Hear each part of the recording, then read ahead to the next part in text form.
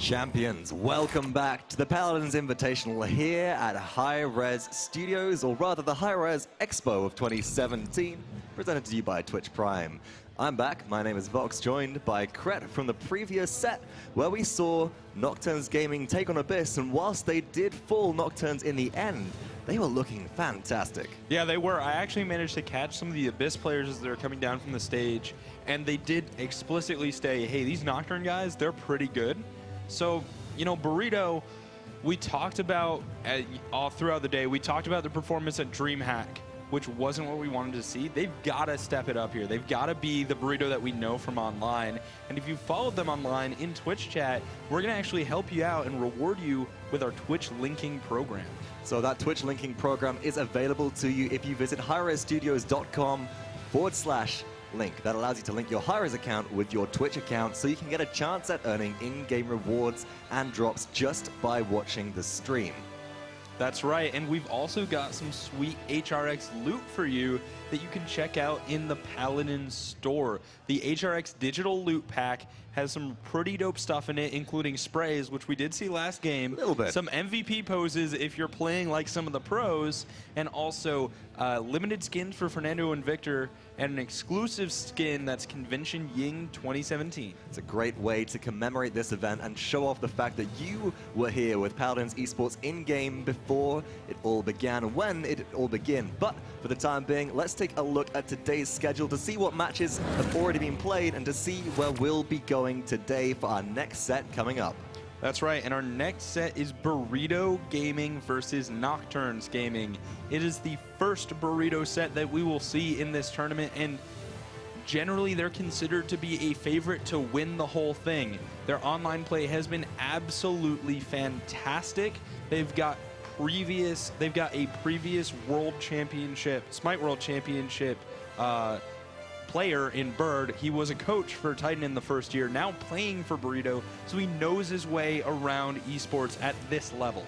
They certainly do, and it's important to mention Bird because they were an addition to the team after the DreamHack Summer Founders Tournament, where we saw Torpedo come on as online monsters, Burrito under the old team name, and then underperform to everybody's expectations. But as we've said, Burrito and Sun Commander, who unfortunately couldn't be here, were brought into the team, and we're going to be seeing a bit of a different monster. Online monster still, but maybe they'll be bringing a lot more confidence to LAN, as Bird, with their focus on some of the picks as well, takes the stress off of their star player Laizy and allows him to focus on fragging. A focus on strategy from Bird is going to start here in the map picking process. Timbermill removed from Nocturns Gaming. You know, in the last set we theorized that it's because they didn't want to deal with Jules' Knessa on this map, and there is an amazing sniper on Burrito, but I think also they just don't like the long sight lines of Timbermill. Burrito getting rid of Ice Mines, which has a long push, and we're starting off on Serpent Beach. And Serpent Beach is one of the more often played maps within the competitive scene. It's very neutral, it's got a lot of verticality, it's got a lot of wide open space, some tight corridors, a little bit of everything for everybody. And it's got a big snake. It does have a big snake. Are you implying that Maldamba might be played? Maldamba will probably be played. Don't try and slither out of this situation. Answer the question, Kret. Maldamba will probably be played. He's been played most of the games, and we're starting to see a meta game emerge. We're seeing Ruckus, Fernando, Makoa, Maldamba, Ying, almost every game, some combination between the teams. For the damage dealers, it's Eevee, Cassie, Shaolin, and Androxus. Shaolin definitely has been some well, they've had some fantastic performances today. They bring so much to a team fight, and whilst we didn't see a great deal of Shaolin online, we're now really starting to see them come to the forefront of the meta in LAN play. And part of that, I feel, is to do with Shaolin just being a new introduction to the realm. They're our second newest champion, Tyra being the most recent, which we only saw maybe once in the previous day and didn't really seem to bring a great deal.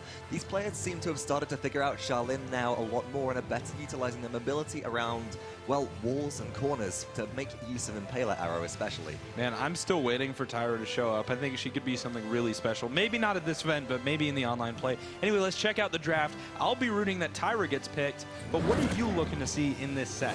Not Tyra, because I think you'll become unbearable. Otherwise, I think we're going to see Nocturns Gaming open with maybe a Makoa, maybe a Fernando, some kind of strong frontliner, which will open up the draft for them, and that's exactly what Nocturns will elect to first pick. The Fernando, the mainstay gameplay staple, the big tanky guy, and if you haven't seen it already, we do have a great Fernando cosplay wandering around the event today. Yeah, man, that armor is huge. Makoa and Eevee for Burrito, so the tournament meta game continues. Nocturns here, we've seen that they don't seem to want to pick Ruckus, which we would probably otherwise see. So Shaolin, that certainly makes sense. The Eevee's off the board. Cassie, there you go. So two strong forms of direct damage hovered for Nocturns Gaming. Shaolin locked, and Cassie, will she follow? She does indeed. Takes both bows, the crossbow and the longbow, off the table as well. Burrito needs some form of sustain. They're electing to go with Maldamba here. Yeah, they're going to see Maldamba, and Droxus is a nice follow-up. And, you know, this is just more of the same standard metagame, which I like coming out from Burrito. They don't need to do anything special. They don't need to show anything in the set. It's on Nocturns to prove to Burrito that they're going to have to try a little bit harder and maybe pull out some of those pocket strategies. We should see Ying picked up by Nocturns here, who has played very well by Fariul and is a fantastic healer. So throw up your peace signs. Ying is going to make an appearance in this match, as will Drogoz, who so far has not had a great tournament. Drogoz especially will be difficult to play into Androxus, their primary aerial counter, who's difficult to hit whilst airborne with Drogoz's slow projectile rockets, and has that hit scan capability to take the dragon out of the air. Hold that thought though, Burrito. Oh my goodness, do I believe it? No, it won't be the Bomb King. I'm not disappointed anyway, because we're going to see Kinessa Serpent Beach yet again. Joel's had a great showing on this character, on this map, just last game, and now it's going to go to the side of Burrito, who I'm hoping will see something just as good. Now, a few days ago, you mentioned to me that Burrito actually has two players that are good with Kinessa. We have two players that are good with Kinessa. The same two players are good with Eevee. Both Bird and Laizy play these two champions to a very high level, but with distinctive playstyle differences. Notably though, there's yet another flex on Burrito with the introduction of bonkar, the substitute filling in for Sun Commander at this LAN stage, who plays Androxus and Kinessa to a high level. But as we see Burrito on the right-hand side of your screen, it will be bonkar on Kinessa. Thiel picks up Makoa, spunkki on Maldamba, Bird on the Androxus, and Laizy takes Eevee. Nocturns, we've just seen them, but let's call them out again. Hecate on Cassie, Fariul on Ying, Godman on Shaolin, Klauzinho on Drogoz, and Battletoad in the front on Fernando. A nice pull, but no kill off of it. Laizy will find the Ying to start the fight off right with a double kill. And Laizy's looking for more. The shots come through, but bonkar picks up the second kill there in a row for a double-double. Cassie, the last player alive for Nocturns Gaming, is taking heavy focus fire. Nice tricky blinks from Laizy, and they clean up the kills. Burrito pulling ahead on the objective of upwards of 50%. You know, I'm a little disappointed in that fight because I didn't get to see the Kinessa play. Laizy just did it all himself, going big on that Eevee. A nice headshot to get the kill from Bird. And now the Ying player from Nocturns is going to have to retreat with Dimensional Link. She reappears, but Bird seems a little confused, a little misdirected. Not that he's going to lose this fight. Bonkar moving around the point, 93%. Burrito will take the first capture of the game. Bonkar's now just holding angles down for the side of Burrito, looking to secure the objective push for their team now along these long lines of sights. Almost takes out Klauzinho, but no, Laizy will finish that one up with another double kill on Eevee. Blinks up towards Fernando, but is so tricky utilizing Wormhole that nobody can lock her down. That's right. Now bonkar supporting from long range, and Bird supporting the team from close range, taking out that priority target of Shaolin, the Desert Wind. Cassie, though, is another big threat, as Bird, while he's low, seems to be surviving thanks to some healing from his team. Great support from spunkki on Maldamba, whose aim is almost as good as his teammate, but Hecate from behind, finding a double, not able to get the triple. Bird showing some cracks in the armor there, missed a lot of shots at a very close range on Androxus in a row, demonstrating that his aim isn't perfect, and there is the opportunity to shut Burrito down, and that'll start with Battletoad cleaning up Laizy, who was overextended and alone. Now, at last, Nocturns Gaming can look to begin their hold. That's right, and they seem to be starting to stabilize, but bonkar on this high ground is getting some good damage down range.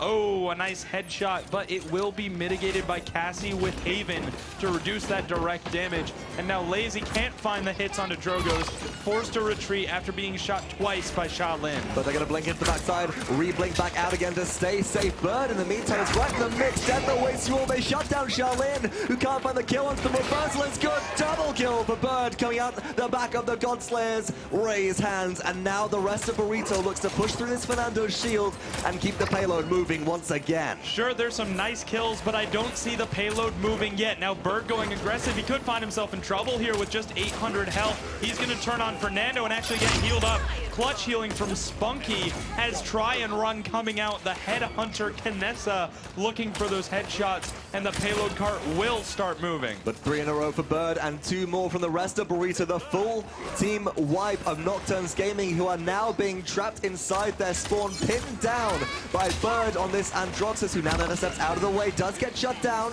missed the step through the window, and now Immortal used by Fernando from Nocturns will keep everybody alive for the time being, trying to hold on to this defense as the timer ticks down. The mechanics are sick from Burrito as they're pushing forward. Overtime has begun, and there's a Makoa on the point, but no, Fernando pushing forward. A lot of damage. Ancient Rage will pull the Fernando back in. Battletoad falls, and now Burrito pushing forward, pushing closer. They convert and are up 2-0 in the series.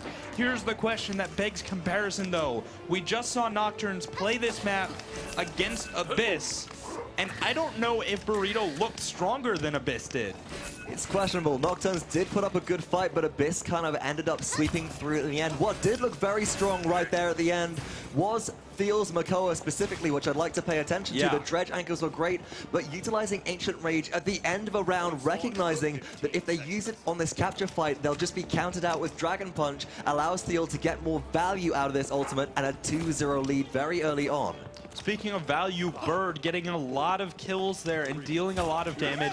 He's already got cauterized too, as does bonkar. So when those big damage dealers hit their shots, it's not going to be able to be healed up immediately. And Bird has done a lot of damage so far this set, doing very well on Androxus. Look at his flank coming out right now. Thiel and Bird trying to find the backline, but Laizy's already found it. Up goes Thiel, or rather round goes Thiel. He slays Fariul from the dredge anchor shot.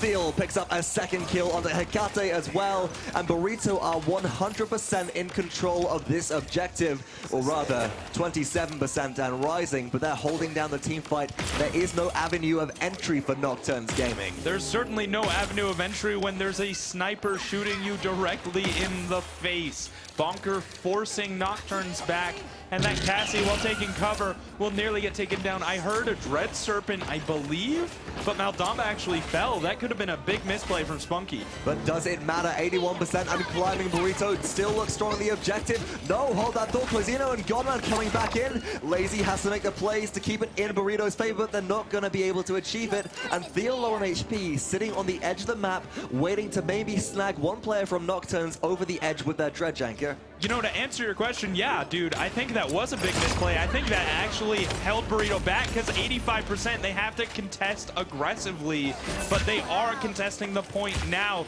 We see Godman looking for the kill onto Laizy, not able to find it. bonkar cleaning up that one with the triple. Sub coming in big. And spunkki takes out a fourth. bonkar unable to find the shots. No, the stun on the Drogoz in midair hits, but Klauzinho still cleans up bonkar, contesting at 99%. We've reached overtime. Will Nocturns Gaming be able to make their way back through? The respawns are a little bit too far away. Burrito get the second capture of the game and begin their advance towards a 4-0 victory if they can push this through.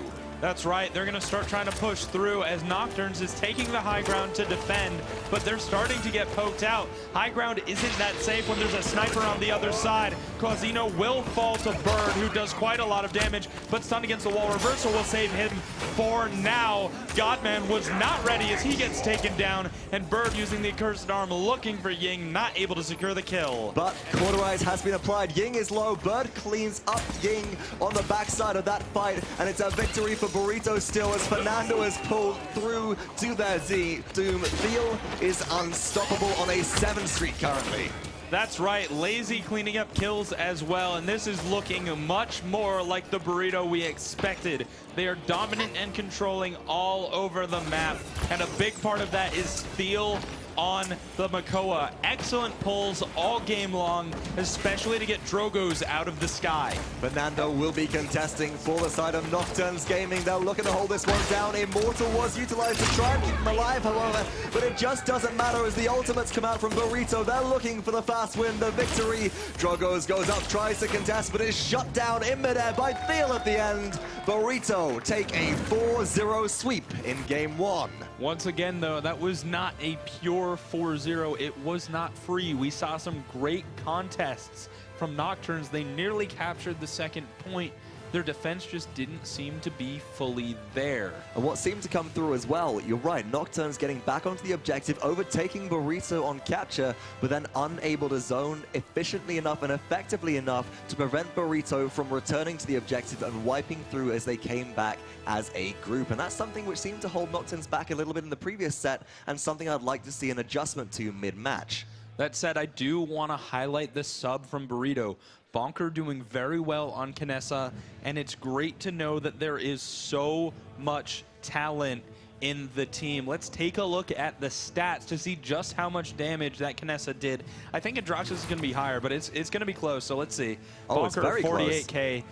Bird, 49K. Those two were the big, dangerous forces for Burrito in this match. There's only a few hundred damage between them and only sitting on 4 deaths apiece. In fact, 3 players from Burrito sitting at 4 deaths apiece, just demonstrating their ability to stay alive. Also augmented by Spunkki, who was able to achieve 42,000 healing in a 10-minute game. That's very impressive work coming out of Maldamba, considering everybody that they had to heal up was so hypermobile. You've got Laizy around in the air on Eevee, Bird in the air as Androxus, and bonkar, who is usually nowhere near Maldamba in the fight, all being healed up by Mending Spirits.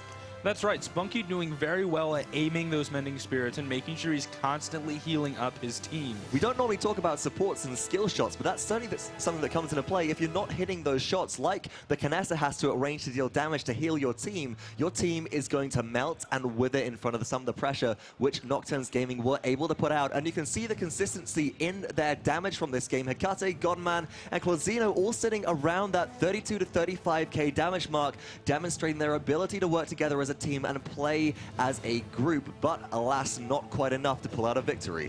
That's right. So now Nocturns are going to have to change it up with a new map, Jaguar Falls. This was actually, I think, their weakest showing in the previous set, so they're going to have to play something different. I don't think triple flank is going to work. What do you want to see Nocturns change up? Ruckus. Okay.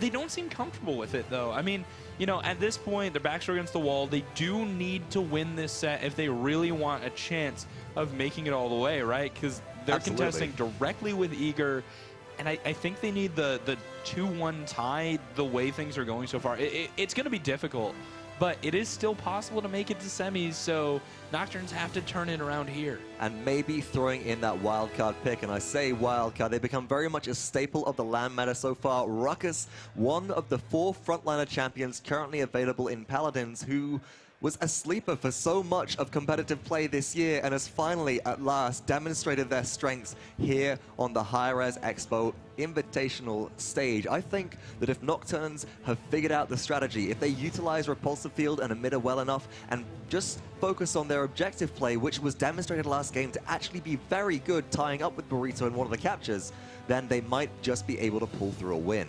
That could definitely work, but if you're not comfortable with something, it could just be a recipe for disaster if you try to force it. So Nocturns are going to have to be careful, and they don't want to get demoralized before they're set with Eager coming later today. So I'm going to disagree with you. I think they shouldn't play Ruckus. I think they should keep doing what they're doing and just try and look for the kills, prioritize better, get more pressure on the sniper. Laizy was not the biggest threat that game. it was Bird on Androxus, and it was bonkar on Kinessa. But whilst you are talking about Eevee, I would like to see Nocturns Gaming pick up Eevee once again. They did very well with Eevee on their team in the previous set versus Abyss, and I think that that would be playing to their strengths. If you want to go with the strategy of know what you know and don't try anything too outrageous lest you ruin your chances and drop your morale, then nabbing that pick early might be the way to go, especially if you're willing to give up Ruckus. Yeah, for sure. But, you know, speaking of Bird and Androxus, we really saw this 1-2 punch with the Androxus and Kinessa. So let's check out the draft and see what Bird and bonkar are going to bring us this game. Do you expect bonkar to continue playing that hard carry role for Burrito? I think that bonkar in this map will likely switch over to Androxus, still playing a hard carry role, but a bit of a different playstyle due to the lack of long lines of sights and safety for the sniper. But Burrito, they're going away from Makoa here to start things off, taking up Fernando as the first pick, who's become a lot more popular for Group B rather than Group A yesterday. Yeah, and I think this Fernando is definitely just indicative of what Burrito prioritizes on this map specifically. Jaguar Falls is closed in, tight corridors. Eevee is actually a little bit, in some ways she's weaker here. In other ways she's stronger, right? So on this map, she's very good at blinking up over the walls, getting some shots and blinking back, but she doesn't have a massive amount of area to maneuver in like she does on some other maps. However, I do like augmenting Eevee with Makoa, taking away the Dredge Anchor CC from Burrito to make sure that Eevee can't be chained in to her doom and fall. Burrito respond with Charlene and Cassie, who have been staple picks together for most of the drafting today. We don't often see them going one to one team, one to the other. They're both picked up in tandem because they both bring so much raw damage to the squad. Maldamba and Androxus are great picks here, though. Take the Maldamba away from Spunkki, who did so well on it. His aim with Mending Spirits is unparalleled. He's just healing for too much. And give him Ying, because in terms of healing throughput, I want to say Ying has a much lower skill cap, right? There's only so much you can do with your illusions. You place the illusions, it's fire and forget. Yes, you can get some tricky shatters off some dimensional links to keep you alive, but you haven't got that same skill shot element with your healing specifically. Burrito will round out their draft with Victor here, and Droxus, previously taken for Nocturns Gaming, will have a field day with Eevee if they get into the backline looking to finish them off. Nocturns Gaming, they're sitting on a Grok hover currently, but it will be the Buck locked in, lightly picked up to deal with the immobile Victor Burrito previously drafted, but I feel like they're going to have a difficult time playing that into Charlene. Is this actually the same draft they used the last time they were on Jaguar Falls? I think it is. We definitely saw triple flank, and I think it was Eevee and Androxus Buck. Nocturns Gaming, clearly they like this on this map. They like the style. And there is a key difference here from playing against Abyss versus playing against Burrito. This is a much less tanky lineup from Burrito. It is. Burrito have the opportunity, or rather Nocturns Gaming have the opportunity to get in and dismantle Burrito if any one of their champions is isolated and alone. Victor being the most obvious target because they do have limited mobility. Their movement, skill, hustle, whilst it is a sprint with an unlimited duration, it isn't an immediate gap maker or gap closer, which means if Buck jumps in on Victor, all they can do is hobble away while slowed by Buck's net shot. But it's the Charlene and Cassie dynamic, which I think is going to be very difficult for Nocturns Gaming to play in. Both Charlene and Cassie have knockbacks. Obviously, Charlene's Impaler Arrow does stun if you knock back an enemy into the wall, but Cassie has disengage and dodge roll to create space. So if somebody dives in on Victor, there is immediate peel even without Makoa on the squad. The other thing is here, you know, you were mentioning knockbacks, and my first thought is, okay, pick Resilience, right? Yeah. It's an item that is very cheap and reduces the effect of CC, including knockbacks.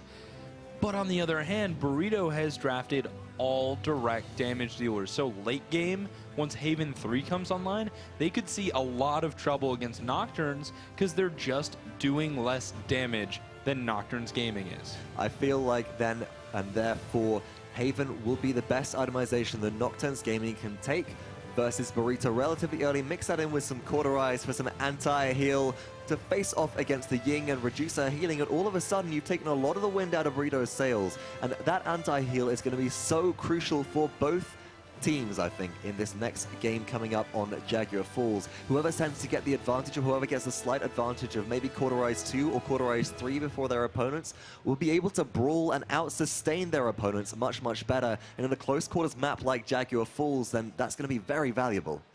Yeah, that close quarters brawl is very important, and it honestly is something that Buck is very good at, and Drox is pretty good too. Reversal is great when you're indoors.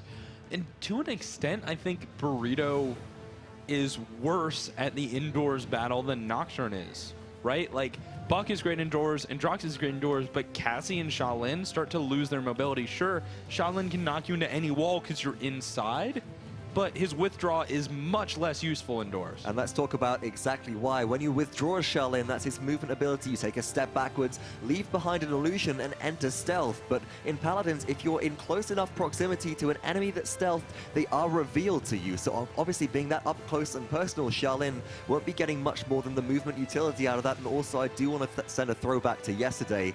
The very front, the sun room of Jaguar Falls, where it is open to the elements. We did see a Cassie actually dodge roll off the map entirely in one of the previous sets. So there is that environmental hazard coming into play, and if you're not watching where you're rolling, you could end up taking a trip down to Serpent Beach. Which is also very important for Makoa, who is going to like to pull people off and then drop them off of the map. It's a great way to get rid of someone like Fernando, who doesn't really have a way to respond, but Cassie and Shaolin can do that too. That said, Nocturnes has more ways to deal with those knockbacks than Burrito has to deal with the Makoa hook and drop. I still wouldn't want to see Nocturns Gaming playing too much around the sunroom on Jaguar Falls, however. There is just too much risk of being knocked into the environmental hazard and taking an instant 100-0 death because of the fall.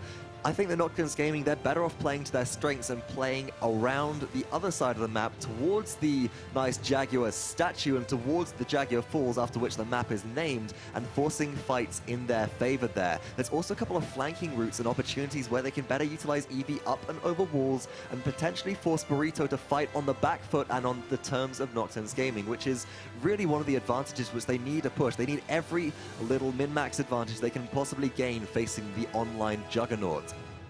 But, you know, speaking of advantages, you mentioned flying, and flying is a huge advantage. Burrito has nobody who can take to the air, whereas Nocturnes Gaming with Buck and Droxus and Eevee, they're all capable of moving through the sky, and in Jaguar Falls specifically, they can go around the edges of the map, get some really sneaky flank routes, which can be very, very helpful in outflanking your opponent and getting to an exposed and defenseless character like Victor when he's up close. I feel like Nocturns Gaming then will be playing the game of divide and conquer. Burrito have to stick together in order to pull out ahead, and therefore with Nocturns Gaming trying to get any advantage they can, they have the opener of Dredge Anchor.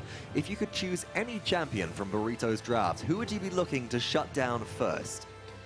It honestly depends on who's going off, right? I don't think it's about the champions, it's about the players. We've seen Bird, Bonkar, and Laizy be very, very strong, and you just gotta deal with whoever is getting the most kills and doing the most damage. That's right. It feels like all of these players, they're carries in their own right. When one goes down, the other one steps up. Sure. There is no individual champion that you can really focus. It's just whoever's in your face at that point in time. So Burrito, difficult to prioritize. Then maybe a Ying pick early would be nice. Take away the sustain, but is the sustain going to be all that relevant this match with the amount of damage that Burrito have? It seems like they could just kill their opponents and then regen out of combat with the amount of sheer pressure.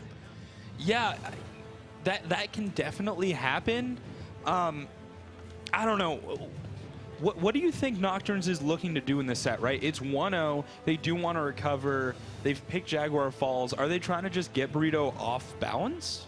I feel like actually they're trying to get themselves back on balance. They've drafted an Eevee, which they felt very comfortable with previously. They've drafted into a Makoa, who has so much setup potential. They drafted into good flanking so they can shut down some of the backline champions, which gave them a lot of hassle previously. And it does appear that we will be getting into game very shortly. So final predictions coming through. First overall team fight coming out on Jaguar Falls.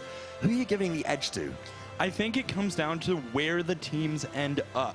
If Nocturnes Gaming end up in a firefight with Burrito, right? Both teams shooting down a corridor, Burrito is going to demolish that on sheer numbers. They've got great aim, and they've got characters like Shaolin, Cassie, and Victor that just flat out do more ranged damage than Nocturnes. So Nocturnes should avoid being caught in the crossfire. Yeah, exactly. But how can they be caught in the crossfire if Tyra's not being picked? Yeah, unfortunately, Tyra not in this game, so no crossfire to get caught in, or fortunately for Nocturnes instead.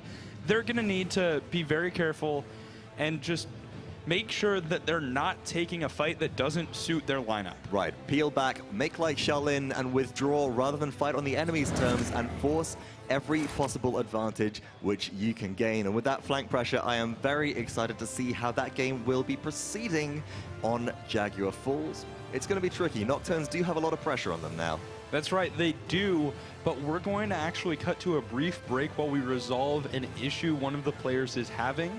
We'll be back the moment that is resolved, so stay tuned for Nocturne versus Burrito, Game 2 of this best of 5. Welcome back, everybody, at last to game number 2 between Nocturns Gaming and Burrito here. The third now set of the day. Game 2 coming up. We saw Serpent Beach in Game 1. Burrito looked relatively unstoppable. Looking to change things around coming up next. Once again, you said relatively unstoppable, and I think it is important to make sure that you're thinking relative. This set, for me, is hyping me up for the next set, which is going to be Abyss versus Burrito, which could very well determine who is #1 coming out of this group. We're going to have to see as we move forward, but for now, let's focus on Nocturnes, who couldn't stop Burrito last game, and while I suspect that they're not going to be able to take this set, I do think they're capable of taking a game. They're good players. They just need to work to their strengths and find a strategy that works for them. Absolutely. I mean, that's what you got to do, and that's what we talked about so much previously during the champion drafting phase, where we discussed, you know, playing more on their terms rather than anything else, playing more on their positioning, and not letting Burrito have a fight where they want to take it. And we'll see exactly where that fight breaks out as Burrito Esports from the blue corner face off against Nocturns Gaming on the right-hand side of your screen. Nocturnes playing the exact angle I was hoping they would. That's right. Nocturnes moving through the building, trying to isolate people out, and Droxus already low as they're converging on the tank, but no kills have yet gone down. Bird will be looking for shots. Cassie finding the damage comes through, but first blood goes to Hecate as they take down Bird. bonkar responds with one onto BattleToad. Now looking for Eevee, finds him out of Ice Block as well in combination with Laizy, and this double damage duo is ripping through Buck in the backline, but maybe bonkar will be shut down here. 8 HP left. Look at the jukes coming out from this guy. Oh, not going to be able to survive. Oh, there we go. Hecate able to clean up that one, though it did take some time. 99% for Nocturnes, and Burrito, I don't think they ever really touched this point because Nocturnes just divided and conquered, capturing the first objective of the game. And you know I am rooting for the underdog here. They push forward, but can they convert? Well, they're going to find the damage onto Ying to start off with. Spunkki in a bit of trouble. Has Bird come to their rescue? Reversal will miss from Hecate, who has another step available to get out of dodge for the time being. BattleToad cleans up bonkar. Wait, what a minute. That was a grenade placed for an afterlife kill from bonkar there. Nice damage coming through, but Hecate does get shut down by Spunkki, and Burrito are going to defend aggressively here. That's right. Nocturnes getting split up. They need to regroup, go in together, otherwise they're just gonna fall one by one. Well, actually, they don't need to go in together. They need to go in at the same time, but spread out, divide and conquer. Right, they've got to go for the pincer maneuver also. Oh my goodness, hold that thought. Impale comes through from Laizy, playing Shaolin with the candy cane. The weapon skin, death awaits you all as Hecate tries to take out Bird in midair. BattleToad will finish off that kill as Hecate does heal up around the corner.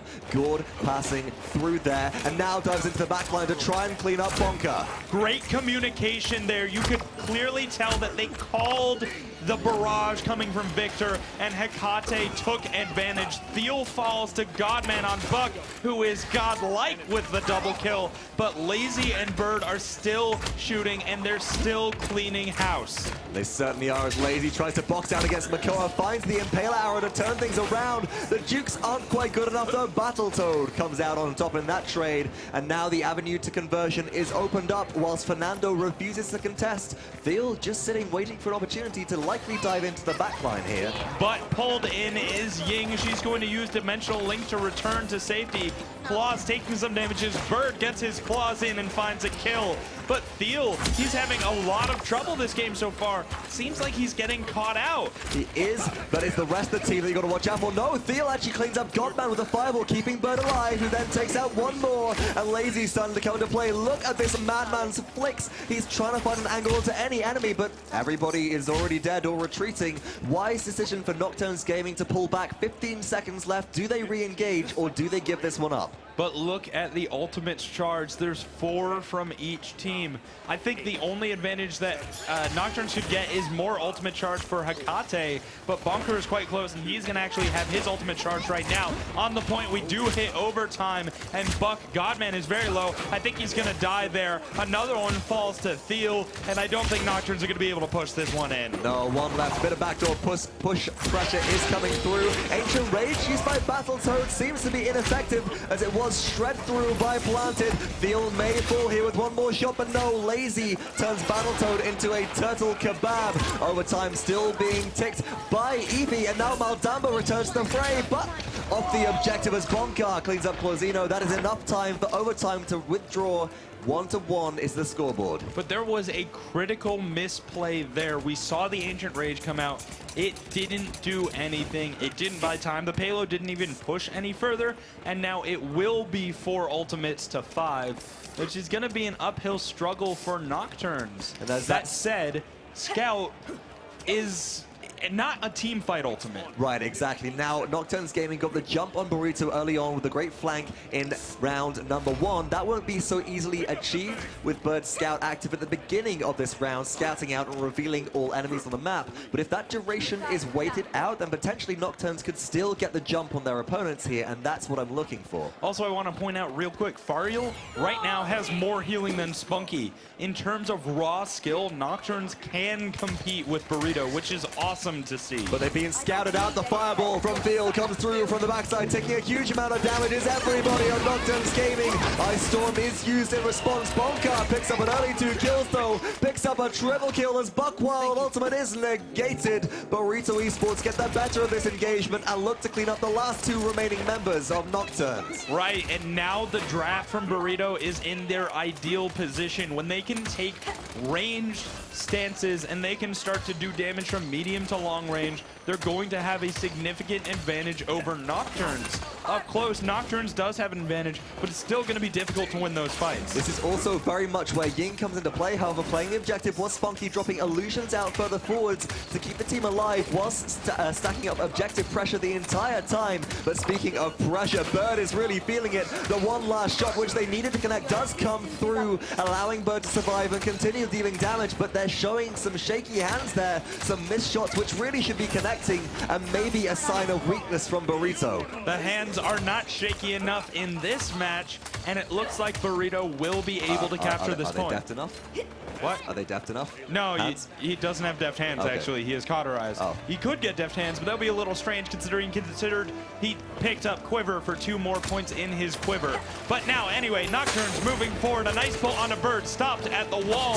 He's low health and going to fall to Klauzinho, but bonkar just raining down damage from range, having to deal with Buck up close, but he's got enough to get rid of the bald Titan with the shotgun. And that just comes down to a strange play from Buck. It felt a little bit desperate there coming through from Godman as they dive onto a player who has far more damage than them and has enough HP to clean them up before Buck's shotgun really comes into play, but looking to move forwards. Burrito continue to advance. Somebody has to meet this pressure. Somebody has to stop the payload. Who's it going to be? I don't know here, but right now it's bonkar that I think is keeping the pressure on Nocturnes. He's standing from range, all 3 damage dealers in the same spot on this far wall. Buck's gonna dive in, but he's fighting a 1v3, and with cauterized, he can't use recovery to heal up for enough. Far down range, you can see Burrito is shooting at those targets as they leave the base, and now Eevee, good timing from bonkar there to get that kill, a stun into the wall, and Androxus falls as well. Burrito has returned to form in the 2nd round. Back on the objective, Makoa, BattleToad is ready, but still no ultimate. Godman falls, Planted shreds through BattleToad. Bird will impale them with an arrow to finish up with a double kill. And Burrito Esports are now leading 3-1. And it's not just the score where they're leading. Network is off the charts with a significant amount of credits in hand increase, which means more items for more power. You can see Cauterize coming in across the board, and I think that's a sign of respect for Fariul, who is healing for quite a lot. Everyone is trying to reduce his healing.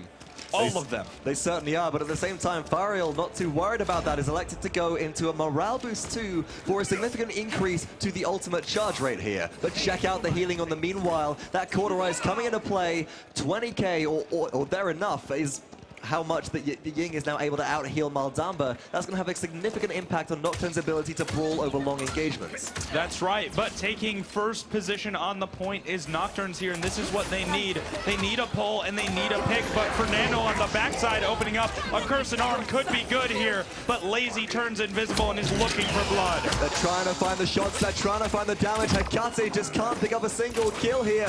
No, they do take out bonkar. Shell Shield keeps them safe with 104 HP left, and Hecate gets out of dodge for the time being, now being chased down by Thiel on Fernando as Burrito rally back in again and look to shut out Nocturns Gaming entirely.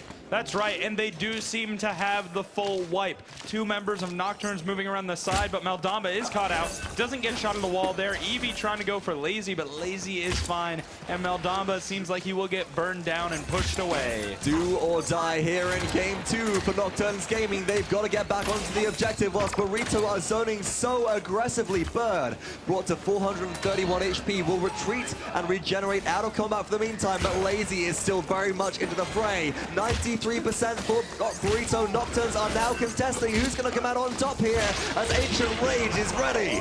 That's right, Ancient Rage is Makoa going crazy. Klauzinho finding a nice kill onto Laizy, but it's Bird who's the real problem here, looking for the Eevee. She returns back, but he doesn't find the shot in time. Uncharacteristic misplay there. Bird is low, he will fall, and Nocturnes have control. They might cap this the second time this game. Sitting in overtime, Thiel was on the objective for Fernando, contesting the front line, trying to hold things down for their team, but they will fall to Hecate. bonkar comes back in, but it's not quick enough. Objective capture, Nocturns Gaming, they're not done yet. I'm sorry, is Nocturnes 3-2 against Burrito Gaming? What is happening here? Awesome play coming out from the Latin American Hope. I'm so pleased with how they're playing, and now that they're starting to push the payload forward, they need to break Burrito's defense on this high ground. They've already been stalled out once here so far. We saw that Ancient Rage misplay at the end of round 1 coming through, but now Nocturns Gaming have the opportunity to equalize, and they're going to try and start this push going off the back of the cursed arm, but Thiel just charges straight through reversal, shutting down Hecate entirely. That's right, and now Hecate losing that accursed arm, it's going to be fairly difficult to push forward even further.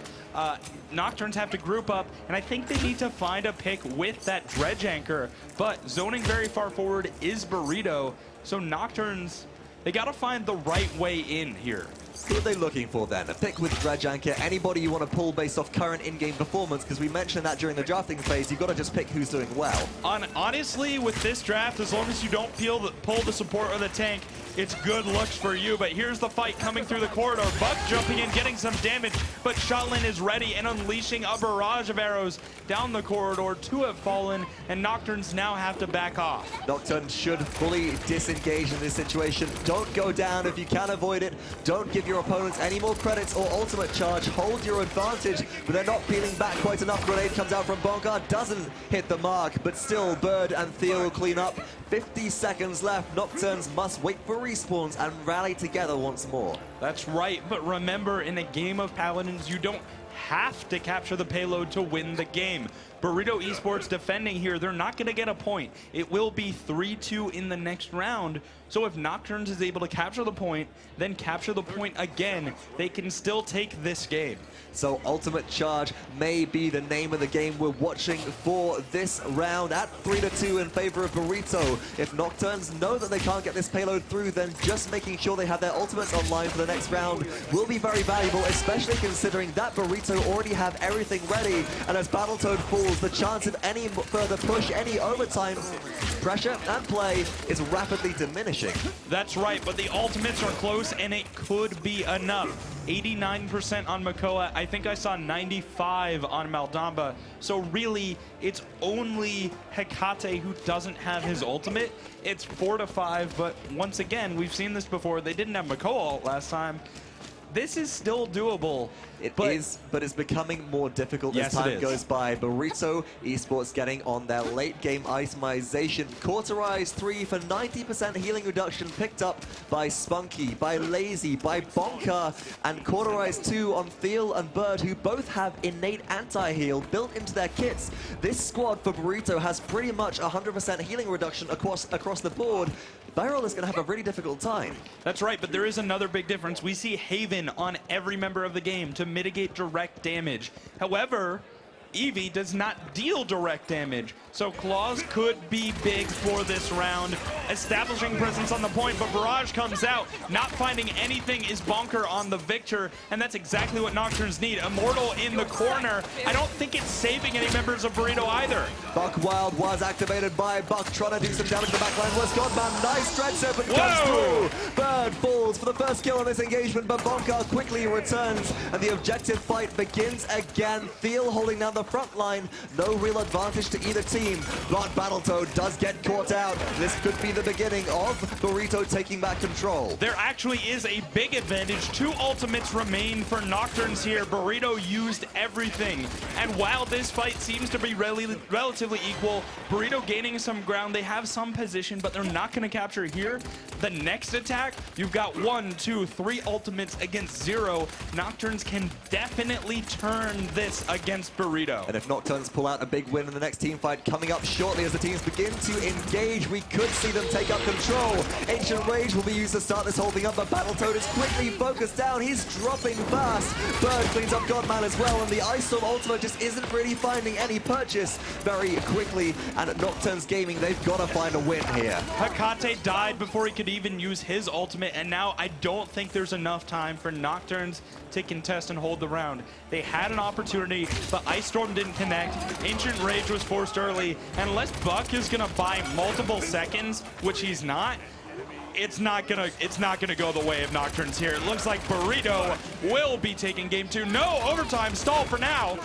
For the time being, but as BattleToad goes down as well, BattleToad, the frontliner for Nocturns, was the only other player who could have contested, and it is over. Game 2 goes to Burrito, but Nocturns coming out swinging, demonstrating great capture control again, despite that fight. Yo, I'm gonna let you finish. Do you see that dope Fernando on the point at the end, though? Oh, yeah. Invitational Fernando digital loot pack. Check it out. But check out Burrito, who they had more trouble with Nocturns that game than they did the previous one. Nocturns still looking strong. I just don't think they're strong enough to win out this set. I do think they can take a game. They may well be able to, and we'll have to find out about that very soon. But for the time being, they just, Nocturns, they're surprising me with their capture point control, because they keep on coming back into it and bringing themselves in for wins. We saw multiple captures this time going in their favor. Comparatively to the first game, it's a big improvement. Are we going to see this incrementally ramped up again and again? Yeah, I mean, they're getting better each game. What's the remaining difference, though? Like, what caused Burrito to win this game? It felt like Cauterize really did come into play in that previous game. The anti-heal pushed out by Burrito was magnificent. Just reducing the amount of healing that which Maldamba was able to achieve. And as we go to the scoreboard, we'll be able to see the difference in those numbers. Actually, not as much as we may have suspected in the end, but if you consider that Maldamba did pull ahead initially, then we can see that difference starting to come into play. That's right. Fariul's healing in the first round was very, very high. And I think it's the adjustment to Cauterize that allowed Spunkki to pull ahead and catch up on that healing, and eventually, you know, now have 20,000 more than Fariul, who still performed very well, and he has been the entire set, especially some fantastic Dread Serpents used at just the right time. Right, I love the pickup of morale boost, recognizing on Maldamba that their healing was being countered, and then going into the utility that the ultimate actually provides instead, so they can set up kills for the rest of their team. And honestly, if the fights aren't going on that long, then the healing is less and less necessary. You deal no damage if you're dead after all, and if Burrito are all dead, then there is nothing left to heal up for Nocturns. That's right. The other thing is that you know, Burrito is definitely killing Nocturns more. That's obvious because the deaths are higher for Nocturns. But the thing is, I feel like Nocturns was able to do more with the fights that they did win. They took fewer kills, but they were the kills which were really important, the kills that mattered versus Burrito. And honestly, versus Burrito, every kill matters. But still, the squad that took the victory, demonstrating fantastic consistency throughout their team. Between 41 and 46 eliminations for all 5 members, gelling very well with their new pickup of bonkar, subbing in for Sun Commander, who was unable to make it across the pond.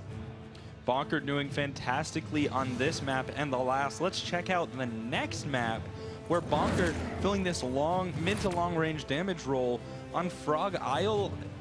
I don't know, I feel like the way the line of sights work on this map, it's really more mid to short range. You can say that, but there are a few different Kinessa spots, notably behind some of the walls on Frog Isle. You can get some nice jump shots up and over the wall, which keeps you relatively safe from some incoming flank pressure from your opposing team. However, knowing this, Nocturns, they haven't demonstrated a lot of Kinessa yet, or really Kinessa at all. Is this something which you consider worth stripping away, or do you go with a triple flank strategy again to try and just shut down any backline from Burrito? Man, I don't know. Bonkar's Kinessa was good. It was great. There's no discussion there, right? Yeah. But I don't know if Bonkar's Kinessa is the problem, right? Like, he's not winning the game single-handedly on Kinessa. Instead, it's just Burrito altogether, which is really a key component of their playstyle. They certainly are. And you know, you mentioned the problem. I did hear that Rude was the problem. Shout out to our production crew today. No, keeping this Incon's whole the problem. Okay, Incon's the problem. That's a bit of a throwback there.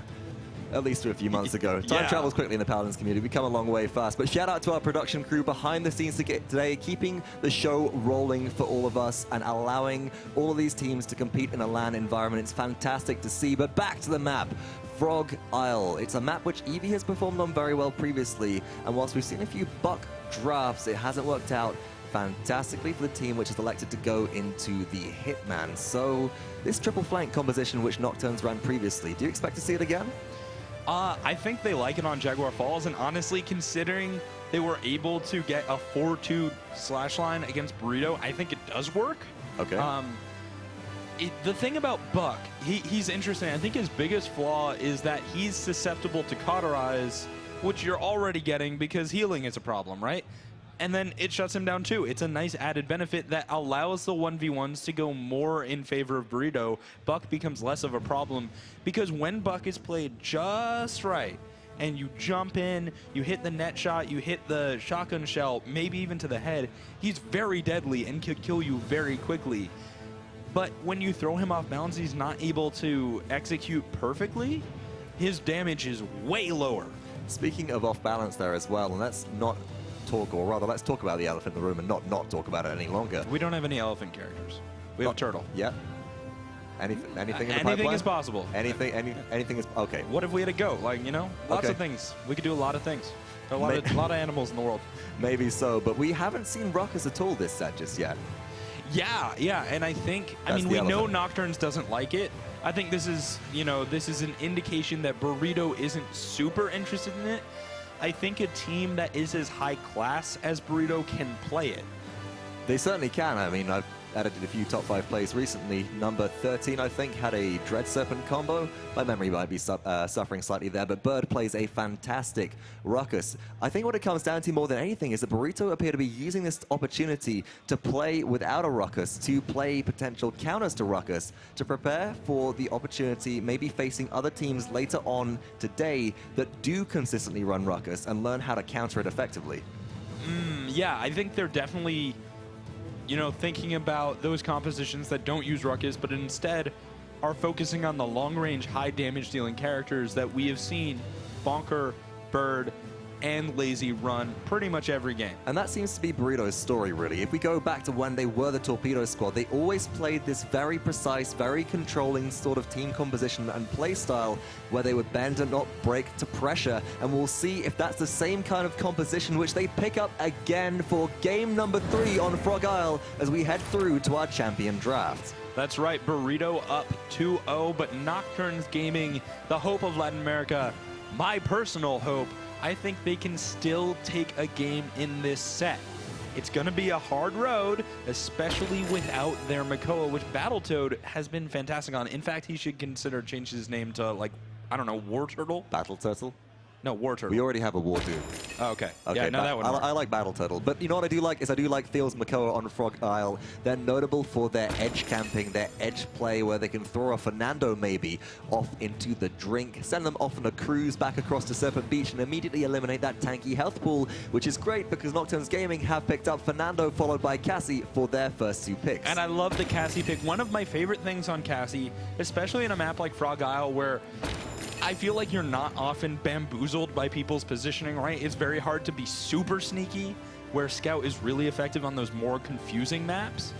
You can just save that ultimate, and every time Shaolin ults, you use Scout. And then Shaolin's ult doesn't do anything, and it's hilarious. It's a complete counter out to all stealth abilities in game. Shaolin and Eevee drafted for Burrito as their second and third picks. Nocturns Gaming respond with Maldamba and Drogos. So we're seeing the dragon take to the skies again. No anti-air just yet. I do believe the Burrito might be looking for an Androxus pickup here. They played it very well in game number 1, and it could leave Drogos vulnerable, but Kinessa hovered and locked in, but here's the thing. That is not last pick of the draft. Nocturns have the last pick, and if they have a counter to Kinessa that they've been preparing, now's the time. Well, we have a fair few champions in Paladins. The Sky is the limit, but it doesn't appear that Sky will be the champion of choice for Nocturns Gaming. Androxus will be hovered. Sky is briefly hovered, but I feel like in a team I think fight, that's just production trying to play with me. Trying to play with my heart, man. I'd love to see it come out again. Stolzy ran it magnificently yesterday, but it will be Androxus, which previously we saw Hecate perform very well on for Nocturns Gaming, going back into his hands once again. What character haven't we seen yet? Is it Grok? We haven't seen Grok at all. Yeah?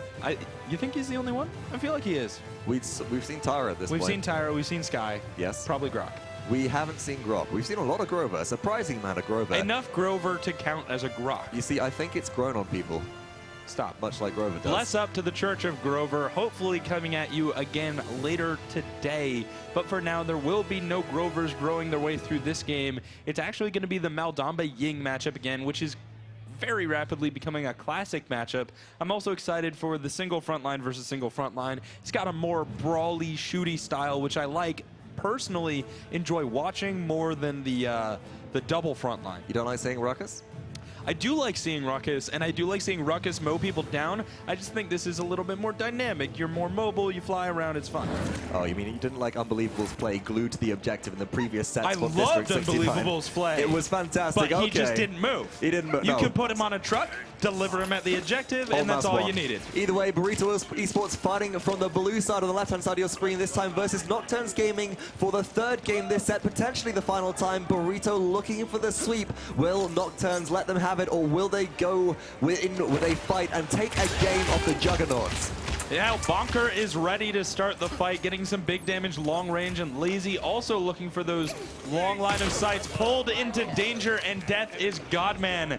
Set up, served up, nice and easy for Laizy on that sniper. Laizy is now advancing towards straight into Fernando, actually, who will not really find any damage onto Laizy, able to transport her out to safety, keeps himself nice and healthy, and bonkar, meanwhile, completely unnoticed, is dropping massive damage onto anybody they can see from Nocturns Gaming. We're going to see a flank come out from Drogos here, trying to shut them down, but nothing really achieved, and Thiel will protect their team to clean up in the back line.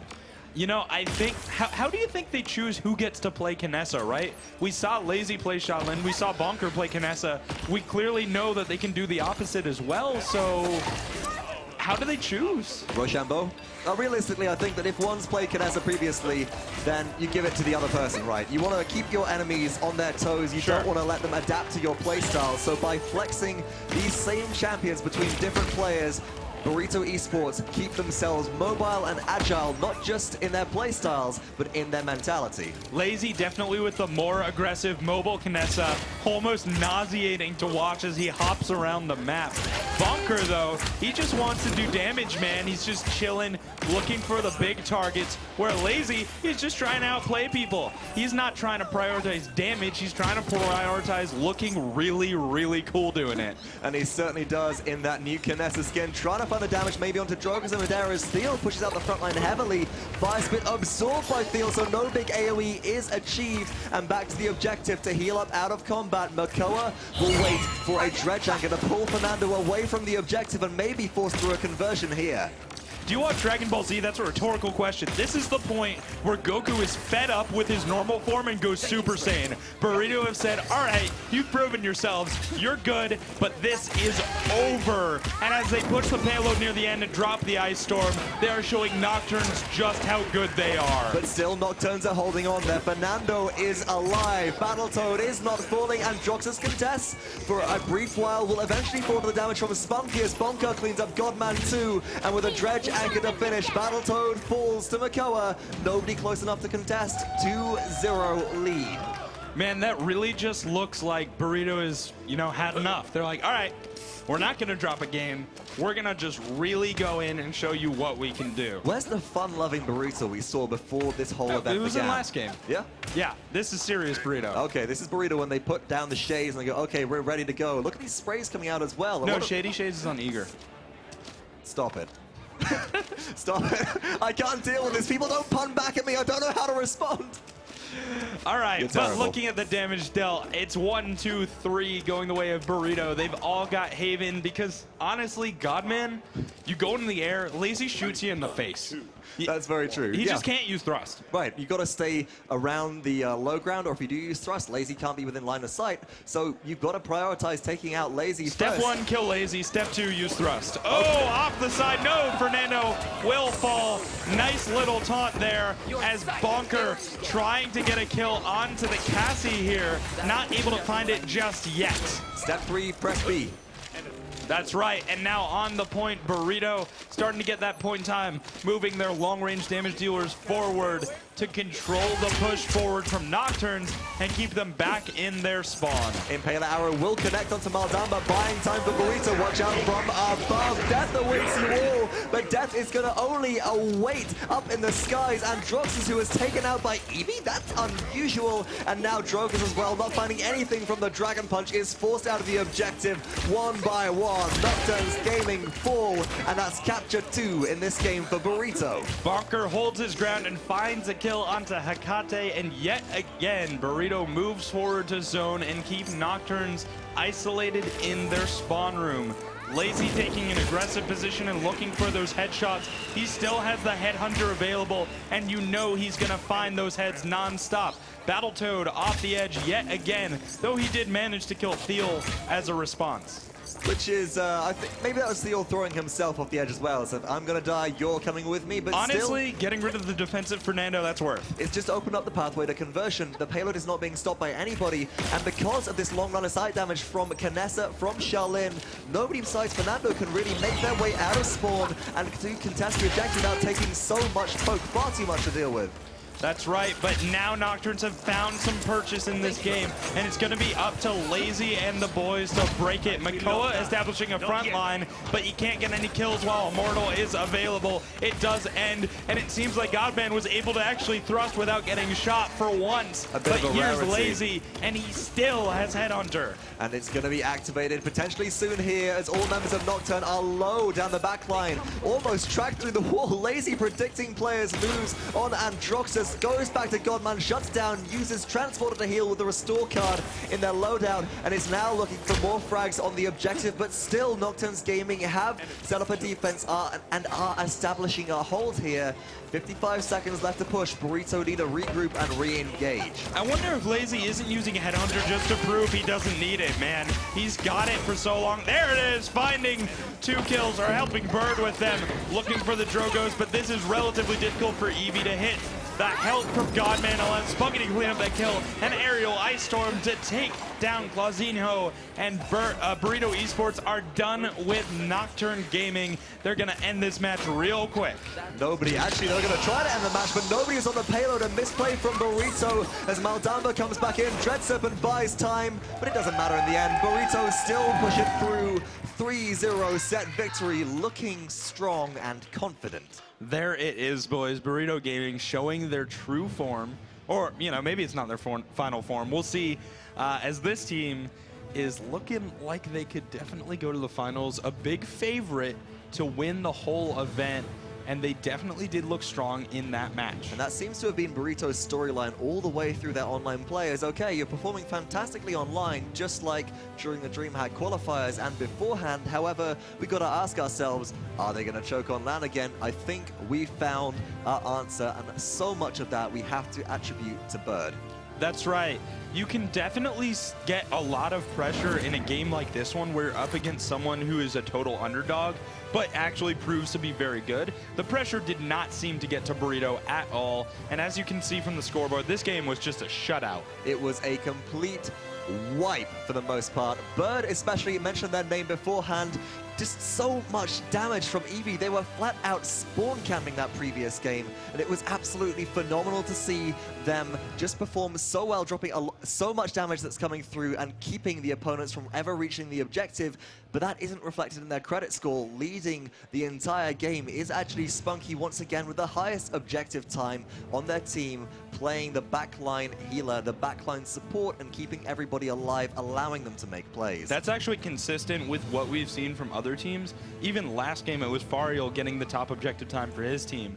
That said, this match, Burrito didn't let Nocturns get any objective time. 27 was the highest, and that is very low even for a 2-round match. And here we have it, the final scoreboard of this set between Burrito and Nocturns Gaming. But this was going to be, or this has been, the third set of the day. Let's take a look back at the schedule to see how the other two had performed and what we've got coming up next. The big story so far is Abyss Gaming going up 2-0 against Eager and Nocturns. That win against Eager puts them in prime position to go through to the semifinals. The question is, though, are they going to go through in first place or second place? And that is yet to be decided. You can see Abyss looking so strong so far, but coming up next, they will be facing off against Burrito with that dominating 3-0 victory versus Nocturns Gaming. And I think this is one of the matches that we've all been anticipating heavily throughout the course of the day. That's right. Originally, I would have said that the Eager Burrito match was going to be my most anticipated, but it's going to be Abyss Burrito. I can't wait to see how those two teams stack up. As Burrito, while they looked good, especially in that final game, there were points where they were definitely less clean against Nocturns than Abyss were. And I think Abyss has shown a wider variety of compositions being run. Well, they're already up in my books. They played Grover. That's true, and they're Australian, which is awesome. Reminder, NAEU teams doing very well. I know you're an EU patriot, but yeah, NAEU teams traditionally do well.